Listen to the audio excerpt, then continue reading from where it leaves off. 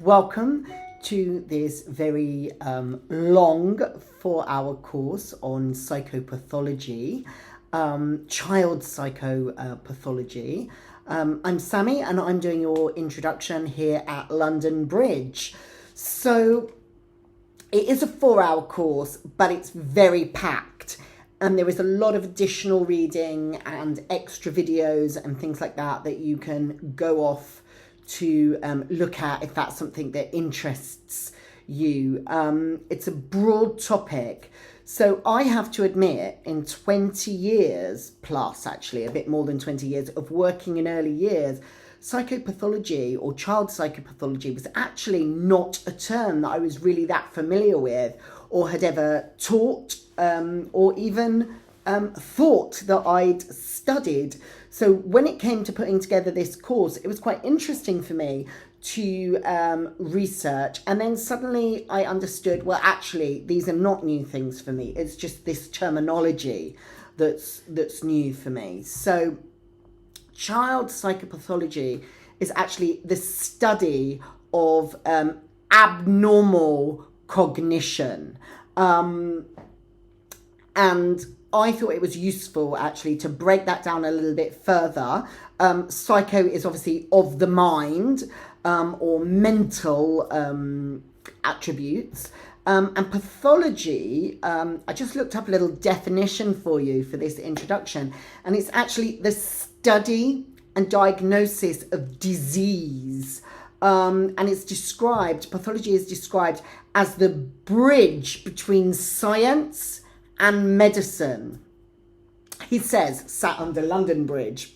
Right, and that disturbed me slightly because what I realised is that psychopathology is a very medical term and medical model for what a lot of us in early years and in education are more used to looking at through a social model. So I had a very interesting conversation with my colleague Emma when I explained actually what psychopathology was to her, child psychopathology. And she said to me, but Sammy, how is that different to special needs? And I had to stop for a moment and think, well, is it? And actually, a lot of what we teach when we think about supporting early years practitioners to understand special needs is not that different to the topics that we're looking at when we're thinking of child psychopathology. What I would say is that usually when we're thinking about them from a special needs perspective, it's a social model of disability. And through this particular lens, it's more of a medical model, how things are coined, how things are phrased. So what I would like to do is just, I'll finish saying what I think the difference between child psychopathology and special needs is. Child psychopathology focuses on what is deemed to be mental disorders. And I'm doing that because I'm a little bit uncomfortable with referring to some of the topics that fall under psychopathology as a mental disorder. So ADHD, autism, are they actually mental disorders? Well, in terms of this classification, they are. And I'm required to give and prepare a course on child psychopathology. So these things are in. Whether or not they are actually really considered to be child mental disorders, that's something to unpack. That is certainly a discussion to have. Special needs is much broader in scope, I would say, than child psychopathology. And it focuses on physical disability, also on learning disabilities, behavioural and emotional challenges, and developmental concerns or developmental delay, whereas psychopathology doesn't really touch those topics. So what we're actually looking at, there are many conditions, mental health conditions or abnormal cognition, maybe that's a better term, conditions that could fall under this category. But we're going to, in this course, we're going to just look at a few things. So I'll run through the things specifically that we're going to look at in this course, and that's in section 2 of this course, which is about common disorders and challenges, where we will go through these things. So we're going to be looking at ADHD, attention deficit hyperactivity disorder, depression, PTSD, ASD, which is autism, conduct disorder, and eating disorders. And within eating disorders, I've chosen to focus on ARFID, which is actually avoidance restrictive food intake disorder. And out of kind of all of the eating disorders, this is the eating disorder that is most common in early years and early childhood, which is why I thought that would be an interesting eating disorder to maybe take a slightly deeper dive into. So I've also just noted some things that we're not looking at in this course, but would be considered part of child psychopathology. So Tourette's syndrome, OCD, which is obsessive compulsive disorder, learning disorders, psychosis, and substance abuse. We're not looking at those, although those would be in the child psychopathology sphere. And in the extended reading at the end of the course, you will find some links to some of those topics. So the course is broken down into 4 sections, with section 2 being the biggest, fattest section of the course, which covers those things that I've just listed, basically. So section 1 is trying to understand exactly what psychopathology is, coming to a definition, looking at what it is and what it isn't, and you also have an opportunity to write your very own definition based on the learning there in section 1. Section 2, as I said, is our big fat section. That's on common disorders and challenges, and we've already talked about the list of things that will include. Section 3, which is a very short section, is about causes and risk factors, what might trigger some of these child psychopathological disorders. Where do they come from? Why do they exist? What are the risk factors? And how can we identify them? What are the early warning signs, for example, or the later warning signs?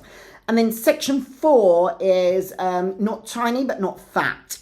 And that is looking at early intervention and support. Like, you know, okay, so we've identified that a child has one of these disorders, but what now? How can we support them? What can we do?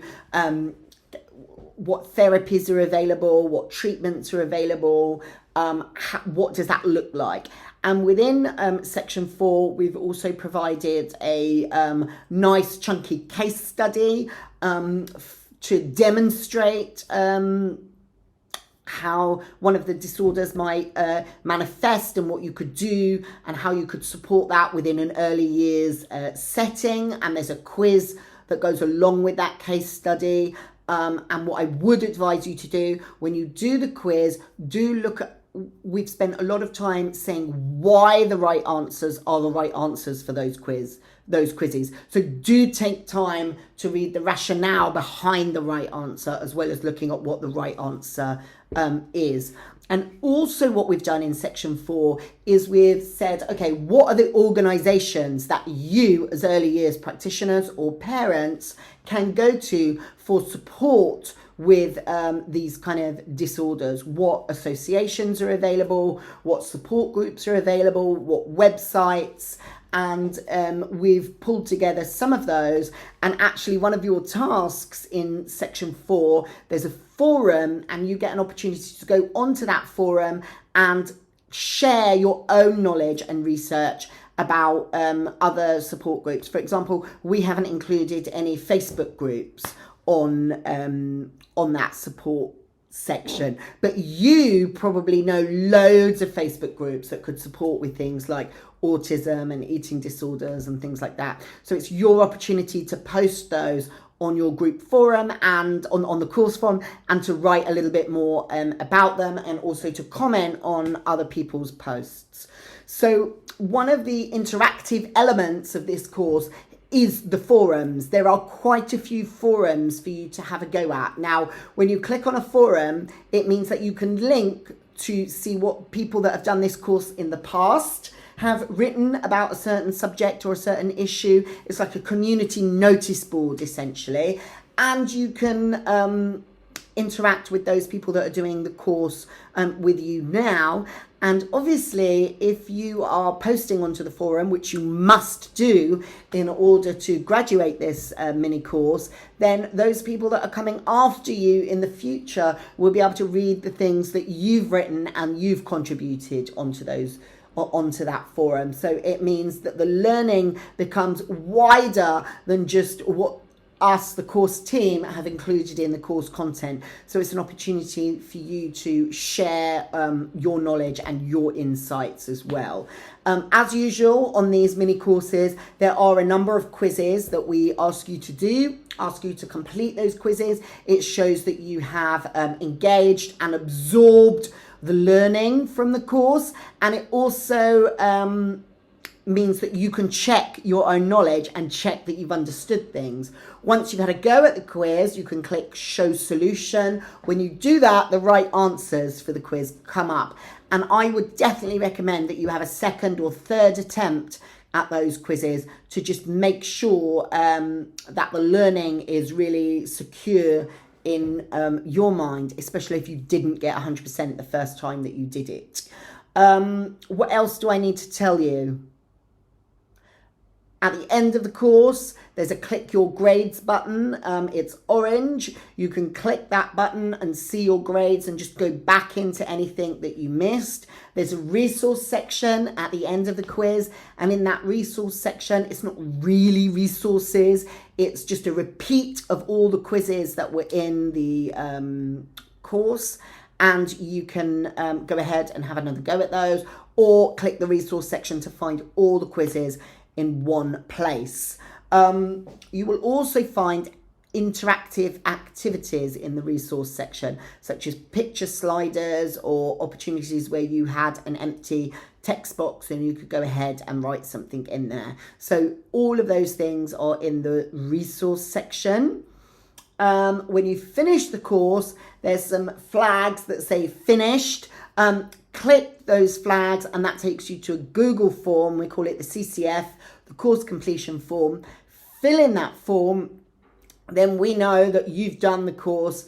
It's an opportunity for you to give us some feedback on the course, but also for you to just consolidate what you've learned and show us what you've learned, so we can certificate and confirm your achievement in the course. So sit back, enjoy. It's going to be a very long 4 hours, and the stuff that you find interesting or there is too long to fit into your 4 hours for this course, flag it, bookmark it, save it on your YouTube favorites, and come back to it when you're at a loose end on a Saturday night thinking, what shall I watch on the TV? I know I'll go back to the Child Psychopathology course and the videos that I wanted to watch but couldn't fit into those 4 hours, and you will have yourself a wonderful Saturday evening.